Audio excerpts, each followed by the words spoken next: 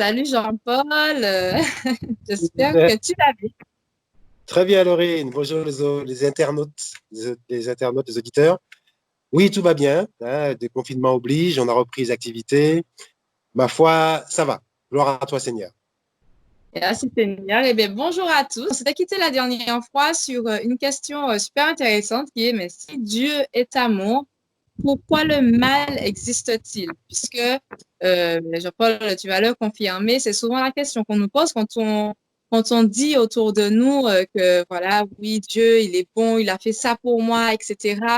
Eh bien, la question qu'on a en retour de personnes qui sont soit athées ou qui se posent des questions dans leur foi, mais Dieu, je crois en toi, mais je comprends pas pourquoi y a-t-il des guerres, pourquoi y a-t-il des meurtres, des catastrophes naturelles, des maladies?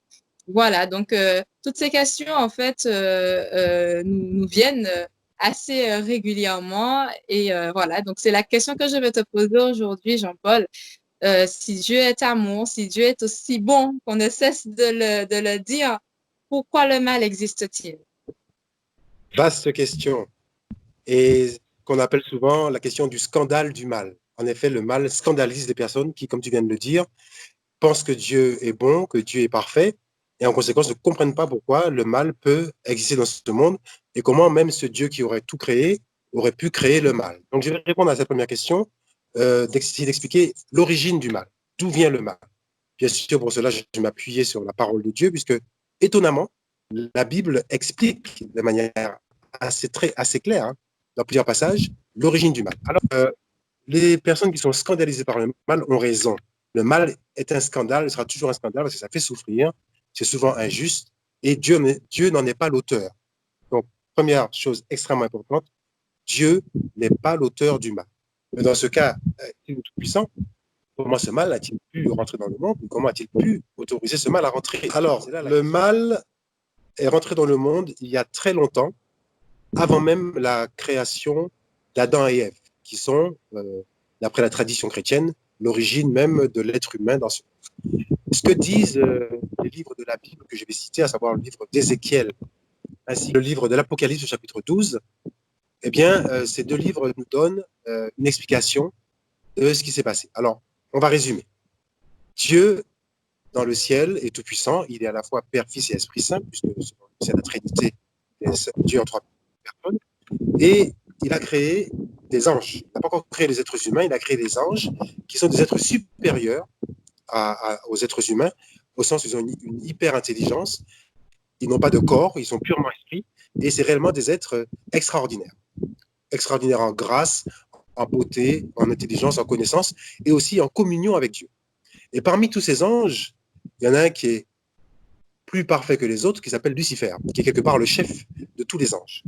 Et cet ange entend Dieu lui dire, je vais donner à mon fils un jour, eh bien, la possibilité de devenir un être humain qui s'appellera Jésus-Christ, qui viendra sur la terre, etc.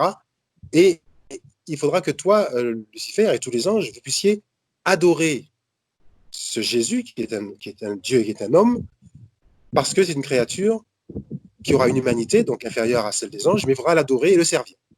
Donc, en gros, le programme, c'est il faudra servir Jésus-Christ. Et là, Lucifer se révolte en disant non, jamais je ne m'abaisserai à servir une créature qui, physiquement parlant, est inférieure à moi. On voit donc que chez Lucifer, ce qui a prévalu, c'est un orgueil démesuré qui fait qu'il se prend pour Dieu alors qu'il ne l'est pas, puisqu'il est une créature, et de ce fait, il refuse de se soumettre à la volonté de Dieu en se révoltant contre une instruction divine.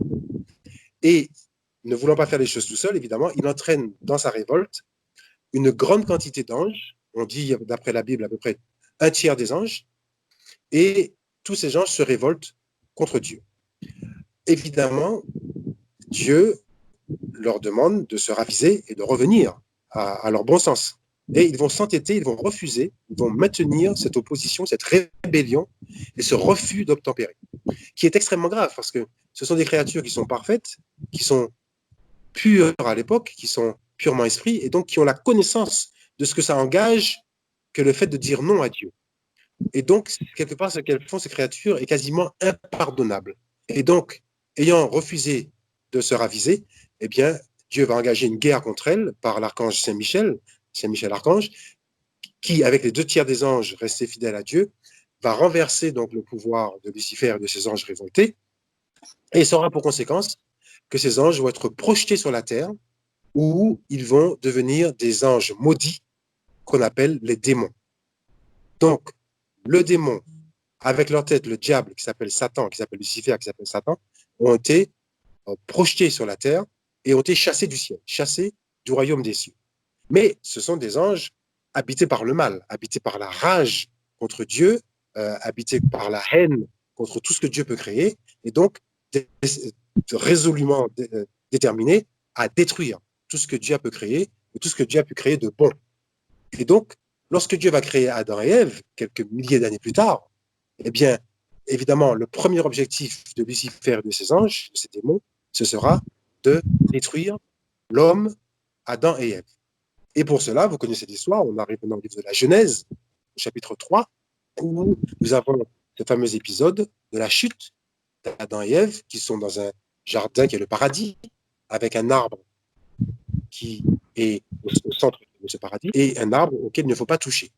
Et une créature déguisée en serpent, qui est effectivement Lucifer, Satan, va tenter Adam et Ève pour, quelque part, leur faire commettre exactement le même crime que lui a commis quelques milliards d'années auparavant dans le ciel, à savoir se révolter contre une instruction de Dieu. Et malheureusement, patatras, catastrophe, eh bien, Adam et Ève vont chuter, ils vont être convaincus par Satan de désobéir à Dieu, au motif que s'ils désobéissent, ils auront la connaissance parfaite et ils atteindront le même niveau que Dieu, ils seront des dieux. Et cette tentation d'être comme Dieu, qui était exactement celle de Lucifer quelques milliards d'années auparavant, va tellement séduire Adam et Ève qu'ils vont tomber dans le panneau et manger ce fruit qui va sceller également une séparation entre l'homme, créature de Dieu, et Dieu lui-même. Mais ça va pas s'arrêter là. Évidemment, cette séparation est catastrophique parce que la communion qu'il y avait entre Dieu et les hommes donnait aux hommes une vie divine extraordinaire. Adam et Ève avaient une vie divine, une vie de communion avec Dieu, jamais atteinte à ce jour.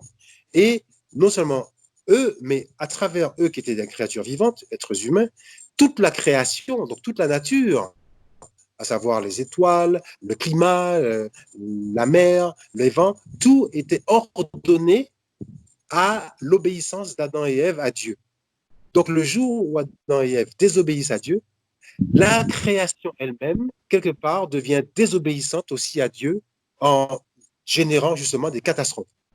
Donc, on peut dire qu'à partir du péché d'Adam et Ève, de cette désobéissance, le mal est rentré dans le monde. Le mal par une dégénérescence de la création, une destruction de l'ordre divin originel, avec les catastrophes, les crises, etc., mais aussi le cœur de l'homme lui-même, qui est devenu pécheur, parce que capable de s'opposer à Dieu.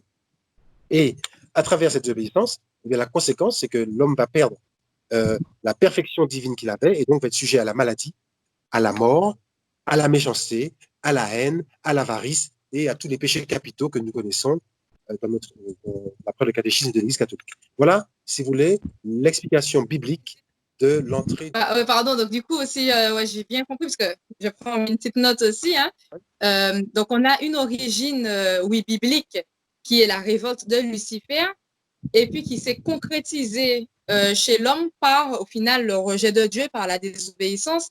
Donc du coup, est-ce qu'on peut dire aujourd'hui que si que l'origine du mal sur la terre, ok, il y a eu la révolte de Satan, mais ça vient aussi mais maintenant de l'homme qui rejette Dieu, en fait. Exactement, là tu as mis le point exactement sur le vrai problème, c'est quoi? C'est que Dieu a créé l'homme à son image et à sa ressemblance. Ce qui caractérise Dieu, c'est sa grande liberté. Il fait ce qu'il veut. Et en créant l'homme, il a donné à l'homme la même liberté que celle que Dieu a, celle de dire oui ou celle de dire non. Et c'est là que les choses deviennent compliquées. C'est que l'homme, finalement, a mal utilisé cette liberté puisqu'il l'a utilisée pour dire non à Dieu. Si l'homme avait dit oui à Dieu, le mal ne serait jamais rentré dans le monde. Mais à cause de cette liberté mal utilisée, le mal est rentré dans le monde. Et comme je l'ai expliqué tout à l'heure, le dérèglement même de la nature est rentré dans le monde qu'on appelle le mal, le catastrophe, etc. Donc, on peut dire que l'entrée du mal dans le monde n'a pas été créée par Dieu, n'a pas été voulue par Dieu, mais elle est la conséquence d'une caractéristique de l'homme qui est sa totale liberté.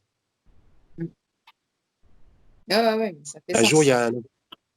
il y a un assassin célèbre qui s'appelle André Levelt, qui a été un grand bandit des années 60 et qui a fini en prison, qui a fait une magnifique conversion.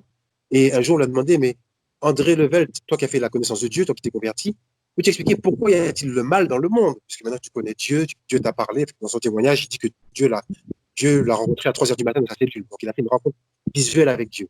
Et donc il me dit, mais ce Dieu que tu as touché du doigt, pourquoi le mal? Et il répond, le mal existe dans le monde parce qu'un jour, moi, André Levelt, j'ai choisi de faire le mal. Vous voyez, c'est vraiment ça, l'origine, c'est cette liberté. Mais malheureusement, cette liberté entraîne en cascade la nature elle-même, qui, elle, n'est pas libre. Mais nous, les êtres humains, avons un impact sur la nature et avons entraîné le dérèglement de la nature. C'est ça qui est, en conséquence, extrêmement grave pour nous.